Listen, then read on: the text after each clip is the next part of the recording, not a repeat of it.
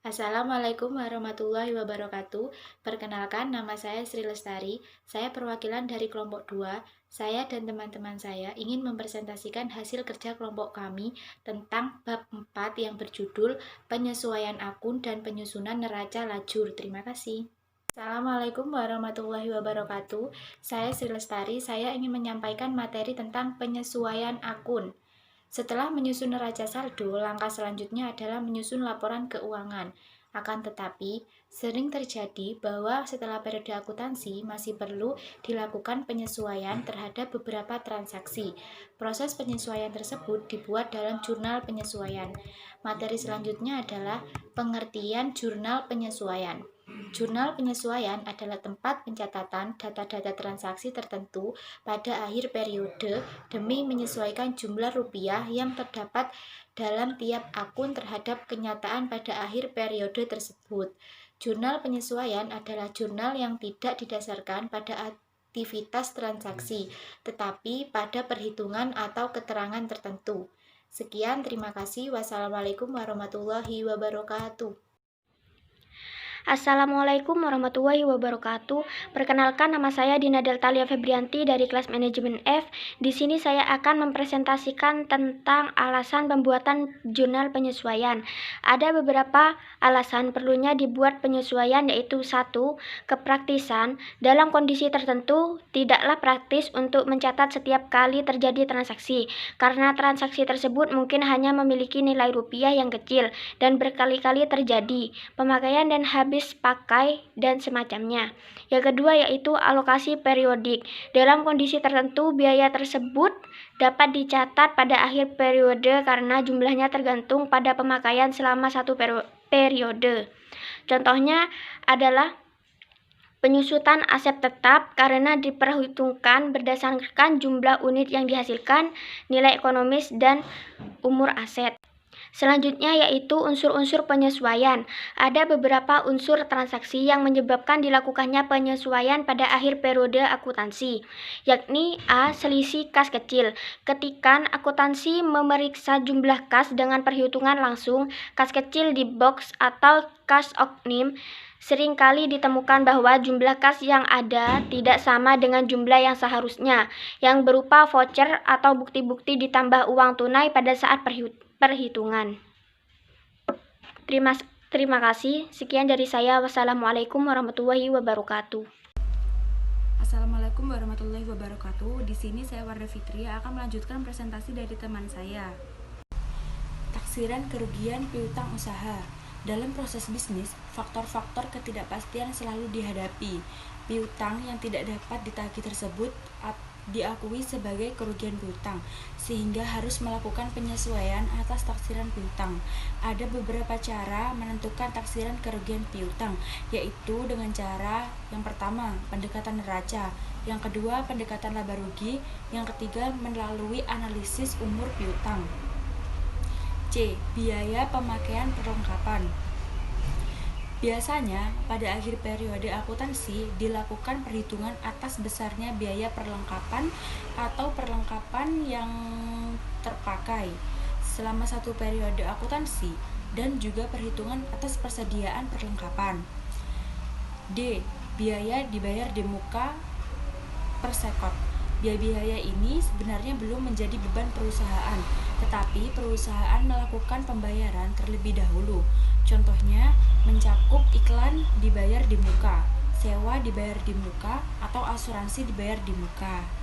Sekian presentasi yang dapat saya sampaikan. Selanjutnya akan dibacakan oleh teman saya. Assalamualaikum warahmatullahi wabarakatuh. Perkenalkan, nama saya Sabila Anggraini. Di sini saya akan melanjutkan materi tentang yang E, penyusutan aset tetap.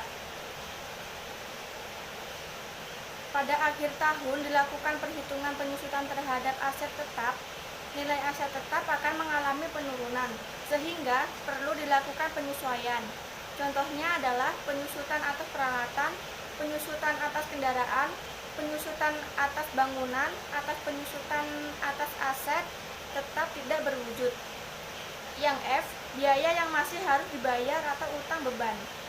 Biaya yang masih harus dibayar merupakan biaya yang sudah menjadi beban perusahaan namun sampai akhir periode akuntansi belum dibayar. Contohnya adalah gaji yang belum dibayar, pajak yang belum dibayar, atau bunga yang belum dibayar. Yang G, pendapatan diterima di muka atau utang pendapatan. Pendapatan yang diterima di muka adalah pendapatan yang sebenarnya belum menjadi hak perusahaan tetapi sudah diterima. Yang H, pendapatan yang masih harus diterima atau piutang pendapatan. Pendapatan yang masih harus diterima adalah pendapatan yang sudah menjadi hak perusahaan tetapi pada akhir periode akuntansi belum diterima. Terima kasih. Selanjutnya akan dijelaskan oleh teman saya. Assalamualaikum warahmatullahi wabarakatuh. Nama saya Agil Maulana. Di sini saya akan melanjutkan presentasi rekan saya, yaitu materi yang saya bawakan tentang bentuk jurnal penyesuaian. Bentuk jurnal penyesuaian pada dasarnya sama dengan bentuk jurnal umum lainnya, yaitu bentuk sederhana dan bentuk standar seperti yang telah dijelaskan sebelumnya. Mungkin itu yang dapat saya sampaikan dan akan dilanjutkan oleh kelompok saya. Assalamualaikum warahmatullahi wabarakatuh. Perkenalkan, nama saya Muhammad Iqbal Firmansyah dengan NIM 20104111196. Saya di sini akan melanjutkan presentasi dari rekan saya, yaitu Agil. Oke, yang selanjutnya yang B adalah penyusutan neraca lajur. Untuk mempermudah penyusunan laporan keuangan, dibuatlah neraca lajur sebagai alat bantu. Individu yang telah memahami secara mendalam tentang akuntansi biasanya tidak membutuhkan alat bantu seperti neraca lajur ini di dalam penyusunan laporan keuangan. Neraca lajur ini hanyalah alat bantu untuk mempermudah penyusunan laporan keuangan. Seperti itu. Oke, selanjutnya akan dilanjutkan oleh rekan saya. Pengertian neraca lajur. Neraca lajur sering disebut dengan kertas kerja, korset, dan berupa lembaran kertas berkolom-kolom yang berisi semua unsur-unsur akun, baik akun real maupun akun nominal, yang akan dijadikan dasar dalam penyusunan keuangan.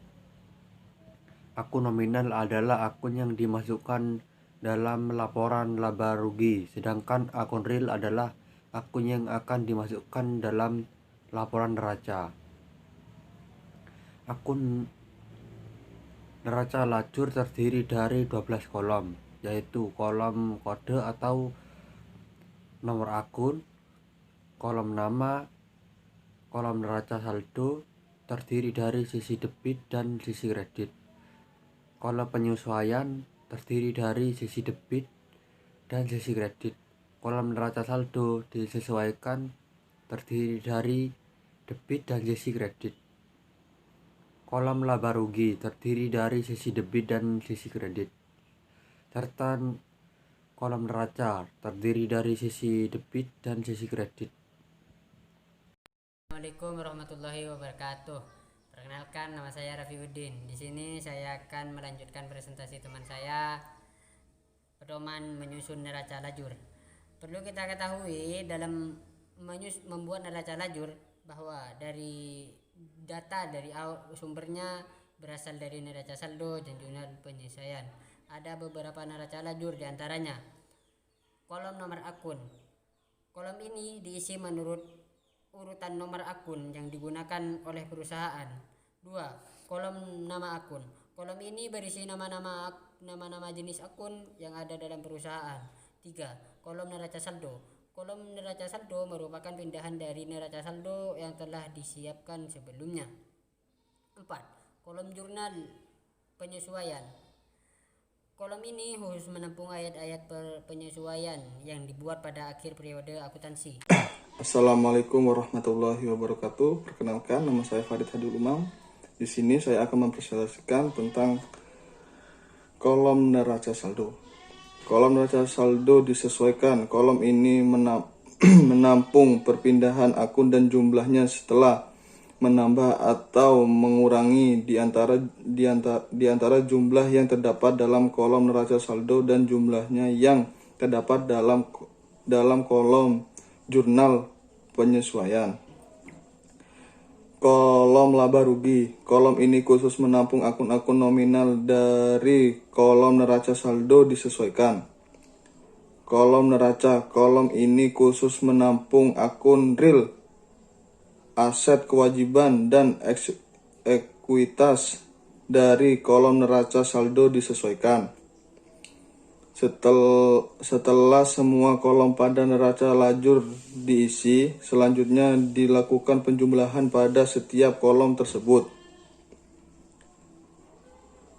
Khusus pada kolom laba rugi, setelah dilakukan penjumlahan dari sisi debit dan kredit, selanjutnya dihitung selisih antara kedua sisi tersebut untuk menentukan laba rugi.